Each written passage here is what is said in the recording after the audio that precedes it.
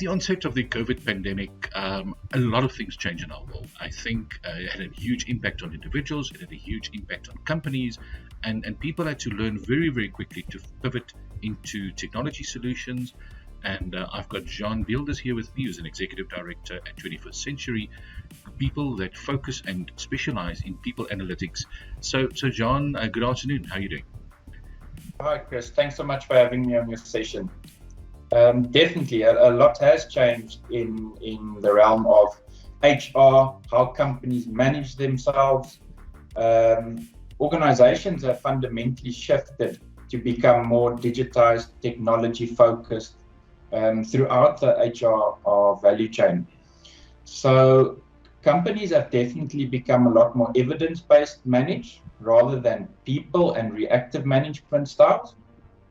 And with that evidence-based management approach, people analytics has become a fundamental building block on making strategic decisions.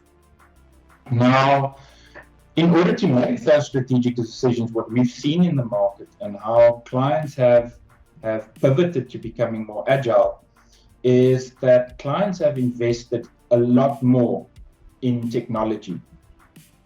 Whether it's from the onboarding of the employee, the selection of the employee, and straight through to the training development, performance management, and so on. The difficulty that we've seen is that there's been a rapid growth of technology explosion in the HR space. However, a lack of planning in what you actually want to measure and where the data lies that you want to measure it with. So with this evidence-based approach, we will, for example, have your CFO, which is used to providing financial projections to the board, to forecasts and so on. With your COO was used to providing manufacturing output, production, productivity.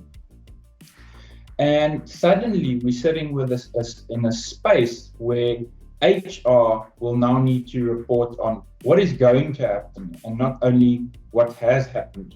Right. And in order to do that, you first need a system, you need a database, and you need data. Unfortunately, the difficulty is that you are sitting with HR wanting more of the functionality, or HR professionals purchasing systems for its functionality and not understanding what the problem is that they want to solve. So let's, for example, have a look at employee onboarding. Through the COVID period, all companies needed to go into a virtual realm, a virtual space, through the talent, through the selection process. That has already been well established in the HR tech space. There's a lot of applicant tracking systems and so on. But the onboarding process, that has become a challenge for HR during COVID. And HR is now kind of finding its feet on how to do it more effectively. But it's been shown that even before COVID, that HR onboarding processes does not engage the employee, and it does not impact the getting the employee productive faster. And that's ultimately what we want through the onboarding process. So you've got your compliance aspect of it, then you've got your organizational profile of it, so that the employee knows what they are getting into. But the social aspect of it, the social network aspect of it was massively lacking. So if you think of employee onboarding specifically, it needs to become, and it has become, but we're not fully there yet, it has become a lot more nuanced. So let's say, for example, you recruit a administrative clerk versus a technology developer, software developer. Your onboarding processes could fundamentally be quite different for these different type or profile of employees. One could even think of one step a bit further.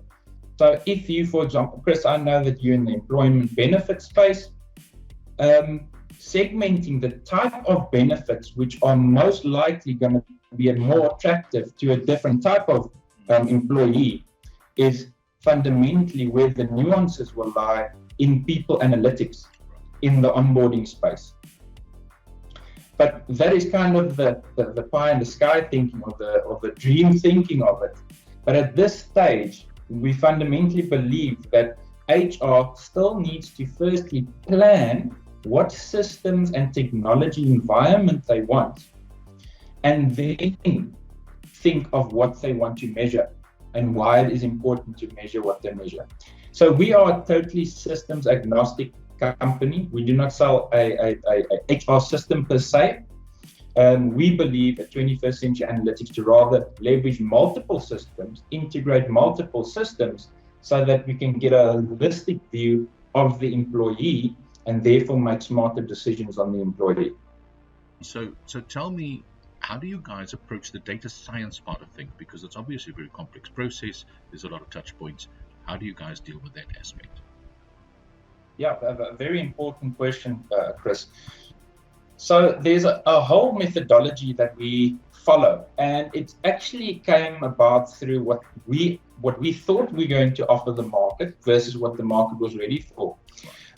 We pride ourselves in advanced analytics. So, for example, predicting an employee's attrition, predicting who's a flight risk, optimizing the workforce, and so on.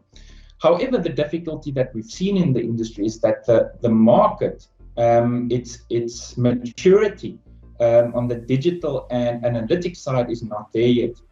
So we have taken a few steps back, and we advocate that especially HR professionals and HR directors have a EHR strategy. What an EHR strategy is actually mapping the systems that you require, the reporting that you require, and the data that you require in order to inform your reporting. So the whole first phase of what you should be planning to do is actually just a strategy and a plan. Within that strategy, you typically have two approaches that are followed. So you've got the best of breed approach, which is unique systems that is best suited, for example, as an applicant tracking system, as a onboarding system, as an employee engagement system, and so on. And there you've got your different service providers. Or you've got your ERP approach, which is your large software providers such as SAP, Workday, and so on.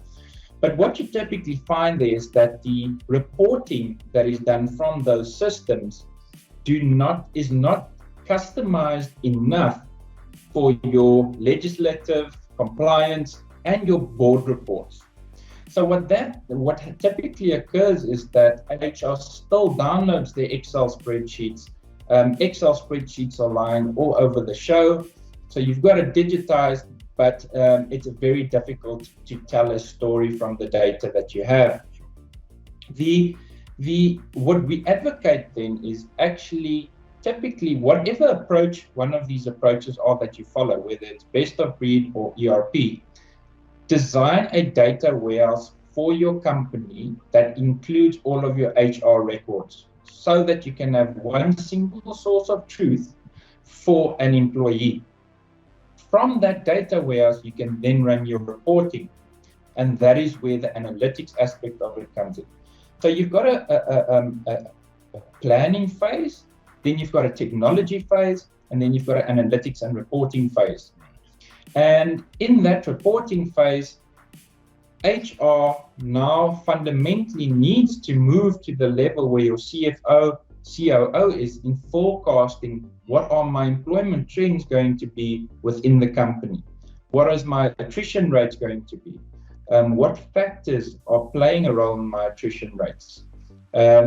Chris, as you would know that, for example, if an employee leaves, it costs you a lot of money to recruit somebody. It costs you a lot of time and lost productivity. Absenteeism, predicting absenteeism rate. So HR actually sits with the most amount of valuable data that you could probably find within a company, because it's managing your highest expense typically on your budget, which is people. So you've got the financial side of that, and then you've obviously got the behavioral aspects of it, meaning competency assessments data, performance management data. You've got demographic data. So you've got a lot of data on which you could actually build your predictive modeling or advanced modeling. However, what one needs to do is you still set up your descriptive and compliance and normal reporting practices. However, you try and solve a problem, and that's where we come in. So we are data scientists. There's a reason why it's called the scientist at the end, is because you typically need to hypothesize something before you can solve it. So when we approach a client, for example, we're working on a project now where we need to optimize the labor force within a parameters of a payroll budget and mitigating employee risk. Okay, and that's where your type of advanced modeling comes in order to scientifically, not just from an anecdotal aspect, find results. It does not, however, ever preclude somebody or preclude HR professionals from having that human aspect to it, because data only solves so much. However, the HR professional still needs to apply that in real life. And that's where we kind of also pride ourselves in being the HR and data professionals. I hope that answers your question, Chris. Thank you. So, John, looking at the future, I mean, I've been in several, and I'm sure you have too, several conferences of late where people are talking and speculating about the new metaverse and how things are moving technology-wise. You know, companies are creating office spaces in that world, meeting rooms, all kinds of things, a lot of processes that you can actually very effectively run there. And a prime example, perhaps, that I can think of immediately, in the retirement fund, people do benefit counseling in that type of environment, and many other things. So how does that impact on the world of HR, onboarding, the way you guys see the future?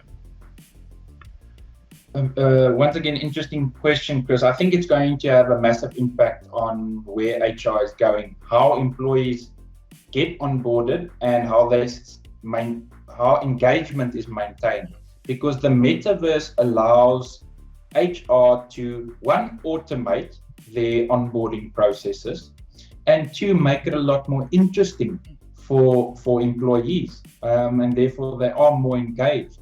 And due to this automation aspect of the metaverse, you get your employees, I would say, online faster. When I say online, I mean productive faster. The second aspect of it is the actual data that sits in the metaverse. So you've got a lot of information being captured on how employees are engaging with each other, who they are engaging with on a regular basis, how active are they in their working environments.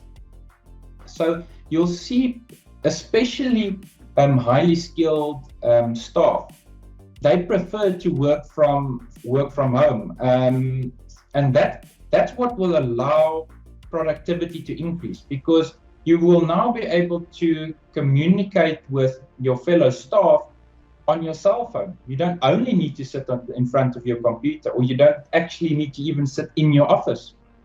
So continuous work will become a lot more fun, I would say, or I would think, for employees. And obviously, Chris, you'd know, any form of engagement for an employee, a positive engagement results in higher productivity, happier staff, and so on. I don't think the metaverse will remove the human element really of what we experience in the office per se, because I know there's a lot of metaverse type companies now spending a lot of money in research and development that allows you to actually have that kind of digital online personal experience. Obviously, there's nothing like engaging one-on-one across a table. But for the majority of portions of work, I think the metaverse will ramp up employee engagement significantly. Fair enough. Yeah, very interesting topic, and there's a lot coming down the pipeline. So exciting times, absolutely. John, it's been a pleasure. It's been really interesting having us chat with you, and I really look forward to engaging with you guys a lot more going forward. Thanks for your time. I really appreciate it. Thank you. Thank you so much, Chris, for having me. I really appreciate it.